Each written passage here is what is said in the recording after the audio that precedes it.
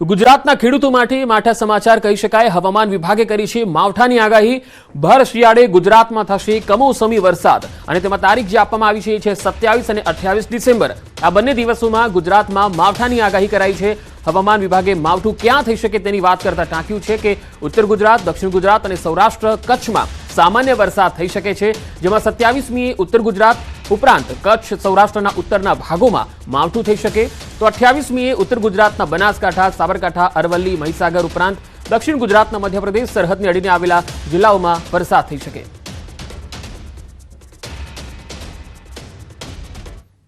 राज्य वेरा निरीक्षकनी परीक्षा शुरू थई चूकी है। 300 जग्याओं माटे 745 केन्द्रों पर आ परीक्षा लेवामां आवी रही है। राज्य वेरा निरीक्षक माटे 1.85 लाख जेटला उम्मीदवारों मैदानमां छे। जीपीएससी प्रथम वखत बायोमेट्रिकना आधारे हाजरी लीधी। परीक्षा खंडमां डिजिटल वस्तुओना उपयोग पर प्रतिबंध मूकवामां आव्यो छे।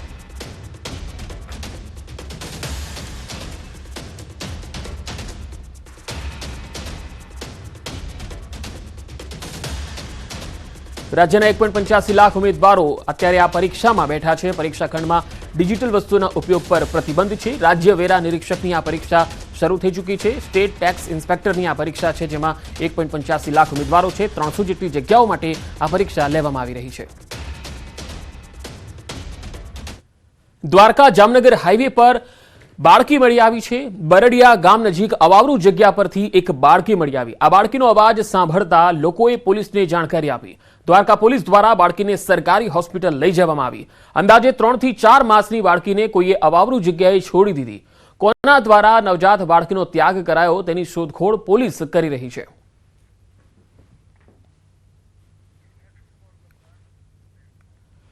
डीप सी मार्फत जेतपुरना केमिकलयुक्त पाणीने पोरबंदરના દરિયામાં ઠાલવવાની યોજનાને લઈને વિરોધ ચાલી રહ્યો છે। આ યોજનાની સરકાર દ્વારા થઈ રહેલી કામગીરીને લઈ ખારવા સમાજમાં ભારે રોષ છે, જેને લઈ ગુજરાત ખારવા સમાજના પ્રમુખની ઉપસ્થિતિમાં પોરબંદર ખાતે 2 દિવસીય બેઠકનું આયોજન થયું। બેઠક પૂર્વે પોરબંદર જિલ્લા કલેક્ટરને આવેદનપત્ર આપી રજૂઆત કરવામાં આવી, જેમાં કહેવાયું કે જેતપુરના કેમિકલયુક્ત પાણીને પોરબંદરના દરિયામાં ઠાલવવાની યોજના જો અમલી બનશે તો પોરબંદર સહિત આસપાસના દરિયાઈ જીવસૃષ્ટિ, ખાસ કરીને માછલીનો કેચ ઘટશે અને માછલીનો મોટો ફટકો પડશે। આ યોજના રદ કરવાને લઈને ખારવા સમાજ આકરા પાણીએ દેખાઈ રહ્યો છે। આગામી સમયમાં આ મામલે કેવા પગલાં લેવા તેને લઈને ચર્ચા વિચારણા થઈ।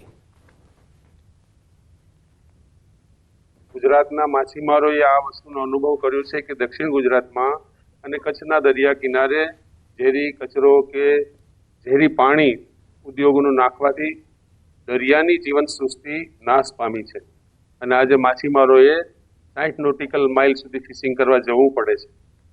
ગુજરાતના 3.5 લાખ માછીમાર ભાઈઓ સીધી રોજગારી સાથે જોડાયેલા છે, એને આની બહુ માઠી અસર થઈ છે।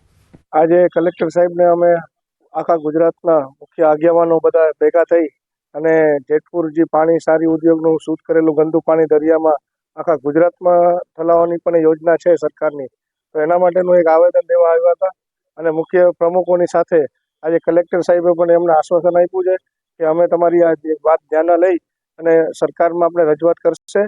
જે નાના માછીમાર છે લાખોની સંખ્યામાં, એને મચ્છી જ નથી આવતી જે પિલાણી વાળા છે, તો આજે આ જેતપુરનો પ્લાન પડશે અહીંયા સીધી લાઈન થઈને ખેડૂતોના ખેતરોમાંથી લાઈન કાઢીને દરિયામાં નાખવાના છે। તો તમે ખાલી દરિયાનું તમને વિચાર કરો કે 7 પ્લાન કે આવે અલગ છે, તો આ 400 ઉપર પ્લાન છે, તો એ લાઈનનું કેમિકલ ડાયરેક્ટ પાણી છોડશે દરિયામાં, તો તમે વિચાર કરો આ 1600 કિલોમીટરનો દરિયો શું રહેશે। સુરેન્દ્રનગરના થાન વગડિયા રોડ પર ઓવરબ્રિજની કામગીરી દરમિયાન ગેસની લાઈન તૂટી હતી, જેને લઈ 20 થી વધુ સિરામિક ફેક્ટરીમાં ગેસ સપ્લાય બંધ રહેતા હાલાકી સર્જાઈ। ઓવરબ્રિજ બનાવવાની કામગીરી દરમિયાન અવારનવાર ગેસ લાઈન તૂટી જતા સિરામિક ઉદ્યોગકારોને મુશ્કેલી પડી રહી છે। રોષે ભરાયેલા સિરામિક ઉદ્યોગકારોએ થાન પોલીસ મથકે રજૂઆત કરી ગેસ લાઈન તોડતા શખ્સો સામે કાર્યવાહીની માંગ કરી છે। અવારનવાર ગેસ લાઈન તૂટતા ગેસ સપ્લાય બંધ રહેતા સિરામિક ઉદ્યોગમાં શટડાઉન જેવી સ્થિતિ સર્જાય છે। લાખો રૂપિયાનું નુકસાન પણ થાય છે એવો આક્ષેપ થઈ રહ્યો છે। મહેસાણા અમદાવાદ હાઈવે પર મેવડ ટોલ નાકા ઉપર ટ્રાન્સપોર્ટ માલિકો વિરોધ કરવા એકત્ર થયા। મહેસાણા અમદાવાદ હાઈવે પર તેની નિયત રકમથી અનેક ગણા કરોડો રૂપિયા ટોલ ટેક્સ ઉઘરાવવામાં આવી રહ્યો છે. તેમ છતાં ટોલ ટેક્સ ઉઘરાવવાનું હાલમાં પણ ચાલુ હોવાથી ટ્રાન્સપોર્ટ માલિકોએ અલગ રીતે વિરોધ કરવાનું શરૂ કર્યું. કોઈપણ પ્રકારના ઘર્ષણ અને જલદ વિરોધના બદલે ટ્રાન્સપોર્ટ માલિકોએ ટોલ હાઈવેના બદલે વૈકલ્પિક સમાંતર રોડ ઉપર ટ્રાન્સપોર્ટના માલિકોએ વાહનો દોડાવવાનું શરૂ કરી દીધું છે.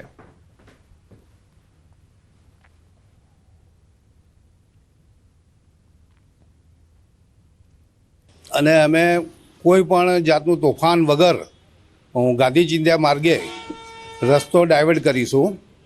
અમે સ્વેચ્છાએ અમે દરેક ટ્રાન્સપોર્ટ ભાઈઓ સ્વેચ્છાએ રસ્તો ડાયવર્ટ કરવાના છીએ. ગાંધીનગરના અડાલજ શેરથા ટોલ નાકા ઉપર ટ્રાન્સપોર્ટ એસોસિએશનનું વિરોધ પ્રદર્શન. ટોલ ટેક્સ વધારે લેવાતો હોવાના આરોપ સાથે ટ્રાન્સપોર્ટ એસોસિએશને વિરોધ નોંધાવ્યો. વડોદરા હાલોલ અને અડાલજ મહેસાણા રોડ પર બનાવવામાં આવી રહેલા અને તેમાં જે ખર્ચ કર્યો છે તેની તુલનાએ અનેક ગણો ટોલ ટેક્સ વસૂલાયો, છતાં પણ ટોલ ટેક્સ હજુ પણ વધારે વસૂલાઈ રહ્યો છે એવા આક્ષેપ વિરોધકર્તાઓએ કર્યા. વડોદરા હાલોલ રોડ અને મહેસાણા અમદાવાદ રોડ બનાવવા રૂપિયા 514.82 કરોડનો ખર્ચ થયો. તેની સામે રૂપિયા 2,928 કરોડ ટોલ ટેક્સ વસૂલી લેવાયો છે એવો ટ્રાન્સપોર્ટ એસોસિએશનનો દાવો છે.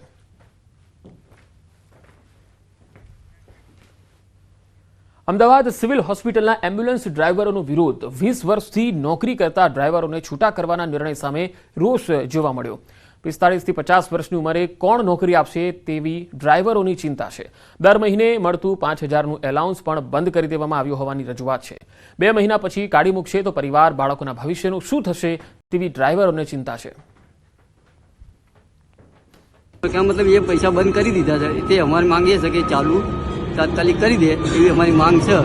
અને પેશન્ટ મેડાસિટી જે હોસ્પિટલ છે બનાવી છે તો બધા ડ્રાઈવરને છૂટા ના કરે. સાહેબ કે અમારા લોકોનો પગાર ઓછો કરી નાખ્યો 5,000 રૂપિયા. રજૂઆત કરવા છતાં પણ ચાલુ કરવાની ના પાડી અને એવું કહેવામાં આવે છે કે તમને 2 મહિના પછી છૂટા કરવામાં આવશે. 108ના ખાનગીકરણ લાવવા માગે છે. તો હું સાહેબ તમને એ કહેવા માંગુ છું કે જીવનને મૃત્યુ કોન્ટ્રાક્ટ ઉપર જાય. પેશન્ટોને અમે ઘરે મૂકવા જઈએ, ડેડ બોડી ઘરે મૂકવા જઈએ, સબવાહિની ચલાવીએ તો આ ખાતું કોન્ટ્રાક્ટ ઉપર કઈ રીતે જાય? અમારી માંગ એ જ છે કે અમારી નોકરી બચે અને અમારા 5,000 રૂપિયા ચાલુ કરે અને અમને સરકારી ધારા ધોરણ મુજબ બીજા બધા લાભ મળે અને અમારો પગાર વધે. મારો પ્રશ્ન મુદ્દો એક જ છે સાહેબ કે જે અમને ઇન્સેન્ટિવ મળતું હતું, બહાર ગામ અમે ડેડ બોડી પેશન્ટ મૂકવા જતા એ નિમિત્તે અમને જમવાનું ને વધારો મળતો હતો એ ચાલુ રાખવો જોઈએ કે આ ગેરકાયદેસર જે એમને બંધ કર્યું એ. છોટાઉદેપુરમાં રસ્તો સાંકડો થતા યુવકે આત્મવિલોપનનો પ્રયાસ કરી લીધો. નસવાડીમાં પીડિતના મકાન પાસેનો રસ્તો સાંકડો કરતા લાગી આવતા આ યુવકે આત્મવિલોપનનો પ્રયાસ કર્યો. મહત્વનું છે કે મકાનની આગળના ભાગમાં કન્યા શાળાનું નવીન બિલ્ડિંગ બનાવતા રસ્તો સાંકડો બન્યો હતો, જેથી નવીન બનેલ બિલ્ડિંગની પાછળના ભાગે 30 વર્ષથી રહેતા બાબુભાઈને લાગી આવ્યું અને શરીર પર આગ ચંપી કરી અને આપઘાતનો પ્રયાસ કરતા ખળભળાટ મચ્યો. તંત્રને વારંવાર રસ્તાની રજૂઆત કરવા છતાં ઉકેલ ન આવ્યો. યુવકે એટલા માટે આ પગલું ભરી લીધું. ગંભીર રીતે દાઝી જતા ઈજાગ્રસ્તને સારવાર માટે વડોદરા ખસેડાયો. એ દિવાલ ખરી ને એ દિવાલની જોડેથી જ અમારો રસ્તો નીકળતો હતો તો ત્યાં આગળ પાછી પાઇપલાઇનનું ગાયેલું તો રસ્તો તો થઈ ગયો. અને મેં કીધું અમારા મામલતદારને એમને આટલો બધો રસ્તો આપ્યો છે ને એકદમ હકડો કઈ રીતે થઈ જાય મેં કીધું.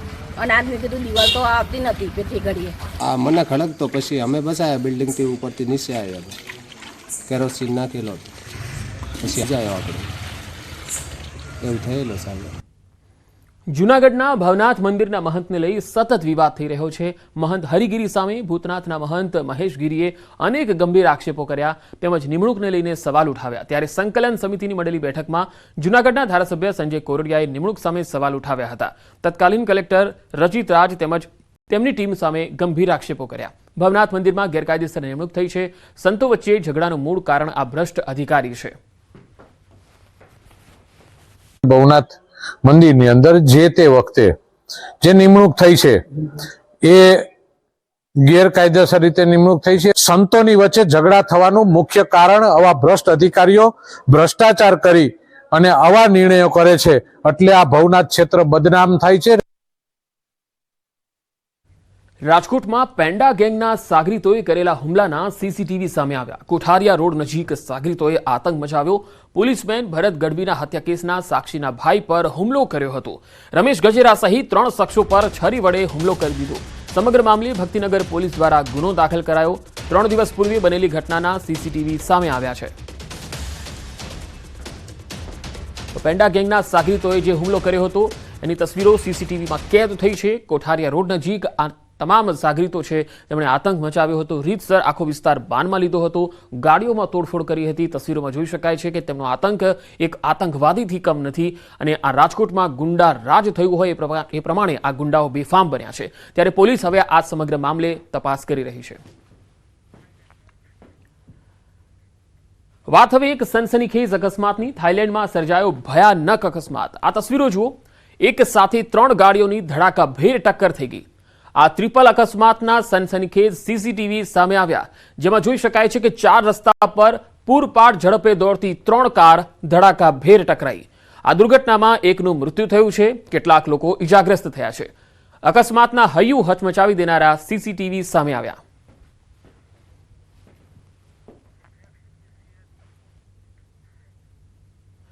શાળા આરોગ્ય રાષ્ટ્રીય બાળ સ્વાસ્થ્ય કાર્યક્રમ અંતર્ગત પંચમહાલમાં બાળકોનું સ્ક્રીનિંગ કરવામાં આવ્યું.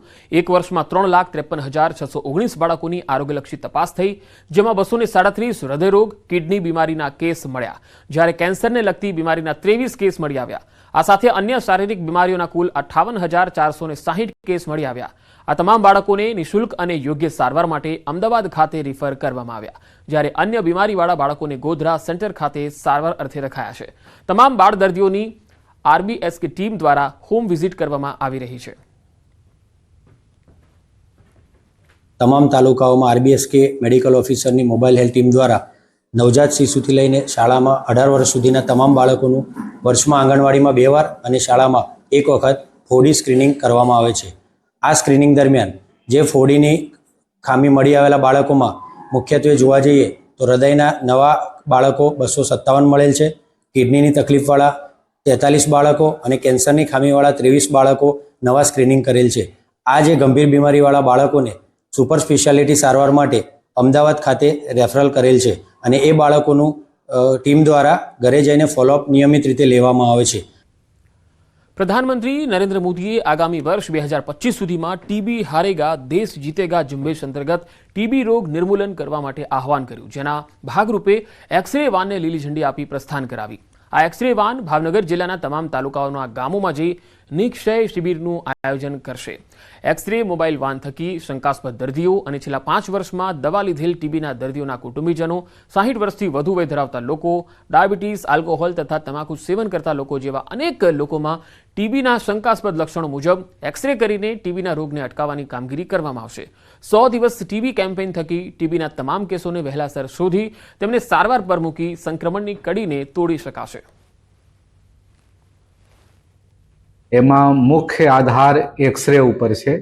દરેક ગામોમાંથી જે લોકોને એક્સરે કરવાના થતા હોય એ લોકોને દવાખાના સુધી આવવું ના પડે એટલા માટે અમે લોકો જિલ્લા વહીવટી તંત્ર હનુમંત હોસ્પિટલના સહયોગથી એક મોબાઈલ એક્સરે મશીન વાન સાથે એમ્બ્યુલન્સ સાથેની વ્યવસ્થા કરી છે, જે પહેલા દિવસે ભાવનગર ખાતે, ત્રાપજ પીએસસી ખાતે અને પછી મહુવા તાલુકાના જુદા જુદા કેન્દ્રો ઉપર જઈને એક્સરેની કામગીરી કરી રહ્યા છે.